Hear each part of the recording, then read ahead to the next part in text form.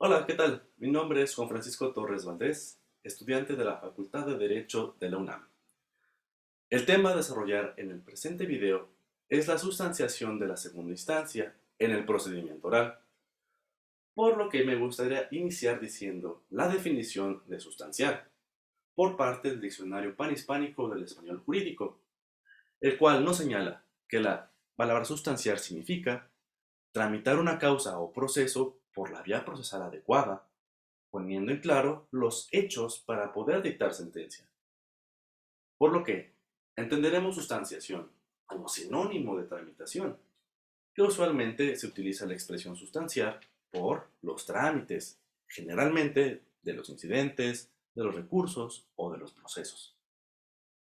En un segundo momento, me gustaría señalar que por instancia debemos entender al conjunto de actuaciones practicadas desde la interposición de la acción litigiosa hasta la sentencia definitiva, de tal manera que si alguna de las partes no está de acuerdo en las actuaciones del juzgador, es en ese momento en el que pueden ser impugnadas a través del recurso procedente. En ese sentido, debemos entender a la segunda instancia como la etapa procedimental en la que la defensa, el sentenciado o procesado y o el Ministerio Público, no conformes con una resolución judicial, que puede ser un auto o una sentencia dictada por el denominado acuo, es decir, la primera instancia, interponen un medio ordinario de impugnación ante el juez instructor,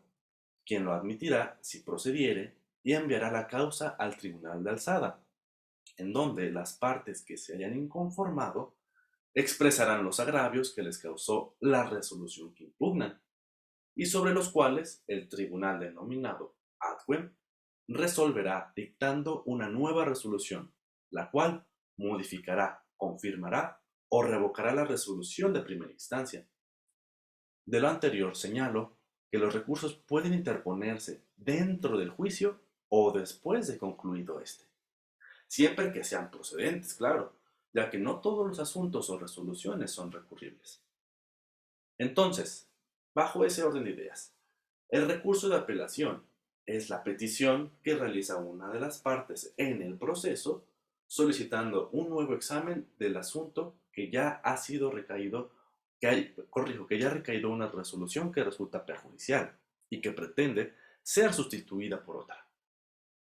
A lo cual me gustaría enfatizar que la apelación es la impugnación de un fallo emitido por el tribunal de primera instancia, a fin de que un tribunal superior examine la legalidad de esa resolución y determine si la resolución debe mantenerse, modificarse o emitirse otra. En ese sentido, las resoluciones que el tribunal de segunda instancia pueden emitir son de confirmación, de modificación o revocación de la resolución impugnada, o bien ordenar la reposición del proceso. Por lo que, como señalaba con anterioridad, el recurso de apelación se interpone ante el mismo juez acuo que emitió la resolución impugnada y turna el expediente a segunda instancia de acuerdo al artículo 471 del Código Nacional de Procedimientos Penales, dentro de los 3 días contados a partir en el que surta efectos la notificación, si es que se tratare de un auto o cualquier otra providencia, y de 5 días si se tratare de sentencia definitiva. Asimismo, el comentado numeral contempla que se interpone el recurso en 3 días contra el desistimiento de la acción penal por el Ministerio Público, o 10 días contra la sentencia definitiva. Igualmente, en el citado artículo, se señalan elementos para el trámite de la apelación, como que el escrito de interposición del recurso deberá señalarse el domicilio o autorizar el medio para ser notificado. Además, que los recursos deberán expresarse en el mismo escrito de interposición del recurso. Además, el recurrente deberá exhibir una copia para el registro y una para cada una de las partes.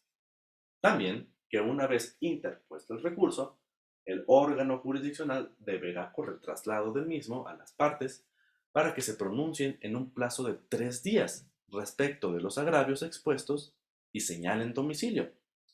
así como que al momento de interponer el recurso, Al contestarlo o al adherirse a él, los interesados podrán manifestar en su escrito su deseo de exponer oralmente alegatos aclaratorios sobre los agravios ante el Tribunal de Alzada. En ese orden de ideas, el juez superior jerárquico, al recibir el expediente, decreta la admisión o no de la apelación, según corresponda. Posteriormente, celebra una audiencia que será oral y resuelve el recurso. Por tanto, la oralidad en segunda instancia admite el recurso de apelación. El juez Atwell puede convocar a una audiencia oral. Asimismo, con base en el artículo 476 del Código Nacional de Procedimientos Penales, si uno de los interesados manifiesta en su escrito su interés de exponer oralmente alegatos aclaratorios sobre sus agravios, o bien, si el Tribunal de Alzada lo estima pertinente, la audiencia se realizará en el plazo de entre 5 a 15 días hábiles. Dicha audiencia deberá realizarse dentro de un plazo de 5 días después de admitido el recurso. El sentido que resuelve la apelación, como ya lo hemos dicho, puede confirmar, modificar o revocar la resolución, o bien ordenar la reposición del procedimiento cuando lo fuere procedente. Entonces, se puede ordenar reponer una o más actuaciones hasta la reposición de todo el juicio. Eso dependerá de la gravedad observada por el tribunal Atwell, tratándose de una reposición de juicio. El tribunal devolverá la carpeta de investigación a primera instancia, pero lo remitirá a un juez distinto del ACUO para que el nuevo juez reponga el juicio. Ahora bien, considero importante destacar que cuando ya se haya interpuesto el recurso de apelación por violaciones graves al debido proceso, no podrán invocarse nuevas causales de reposición del procedimiento. Sin embargo, el Tribunal de Alzada podrá hacer valer y reparar de oficio, a favor del sentenciado, las violaciones a sus derechos fundamentales. Esto con fundamento en los numerales 480 y 481 del Código Nacional de Procedimientos Penales. Además, si al interponerse un recurso de apelación, el Tribunal de Alzada que estimó que debería reponerse todo el juicio, en el análisis del tribunal, el segunda instancia determinó que deberá reponerse el juicio. Para tal caso, la carpeta de investigación será enviada a primera instancia, pero a un tribunal de enjuiciamiento diferente del que conoció el juicio objeto de la reposición. Es importante señalar que por regla general la interposición del recurso no suspende la ejecución de la resolución judicial impugnada. Sin embargo, en el caso de la apelación contra la exclusión de pruebas, la interposición del recurso tendrá como efecto inmediato suspender el plazo de remisión del auto de apertura del juicio al tribunal de enjuiciamiento, en atención a lo que resuelve el tribunal de alzada competente. En ese sentido, el artículo 467 del Código Nacional de Procedimientos Penales establece que las resoluciones que podrán ser impugnables del juez de control serán, y aquí, si me lo permiten, textualmente, serán apelables las siguientes resoluciones emitidas por el juez de control: las que nieguen el anticipo de prueba, las que nieguen la posibilidad de celebrar acuerdos reparatorios o no los ratifiquen, la negativa o cancelación de orden de aprehensión, la negativa de orden de cateo, las que se pronuncien sobre las providencias precautorias o medidas cautelares, las que pongan término al procedimiento o suspendan, el auto que resuelve de la vinculación del imputado a proceso, el auto que resuelve la vinculación del imputado a proceso, corrijo, las que concedan, nieguen o revoquen a la suspensión condicional del proceso, la negativa de abrir el procedimiento abreviado, la sentencia definitiva dictada por el procedimiento abreviado o las que excluyan algún medio de prueba. Bueno, de acuerdo con el contenido del artículo 468 del Código Nacional de Procedimientos Penales, las resoluciones que podrán ser impugnables del Tribunal de Enjuiciamiento serán las que versen sobre el desistimiento de la acción penal por parte del Ministerio Público, O segundo, la sentencia definitiva en relación a aquellas consideradas, aquellas consideraciones contenidas en la misma, distintas a la valoración de la prueba, siempre y cuando no comprometan el principio de inmediación o bien a aquellos actos que impliquen una violación grave al debido proceso. Bajo ese orden de ideas, los artículos 477 y 478 del citado código nos indican lo relativo a la audiencia, ya que, una vez abierta la audiencia, se concederá la palabra a la parte recurrente para que exponga sus alegatos aclaratorios sobre los agravios manifestados por escrito, sin que pueda plantear nuevos conceptos de agravio. En la audiencia, el tribunal de alzada podrá solicitar aclaraciones a las partes sobre las cuestiones planteadas en sus escritos. Asimismo, la sentencia que resuelva el recurso de apelación podrá ser dictada de plano, en audiencia o por escrito dentro de los 3 días siguientes a la celebración de la misma. Consiguientemente, el numeral 479 establece lo que ya había comentado antes, es decir, que la sentencia confirmará, revocará, modificará la resolución impugnada, o bien ordenará la reposición del acto que dio lugar a la misma. En el caso de que la apelación verse sobre exclusiones probatorias, el tribunal de alzada requerirá el auto de apertura al juez de control, para que en su caso incluya el medio o medios de prueba indebidamente excluidos, y hecho lo anterior, lo remita al tribunal de enjuiciamiento competente. Por otro lado,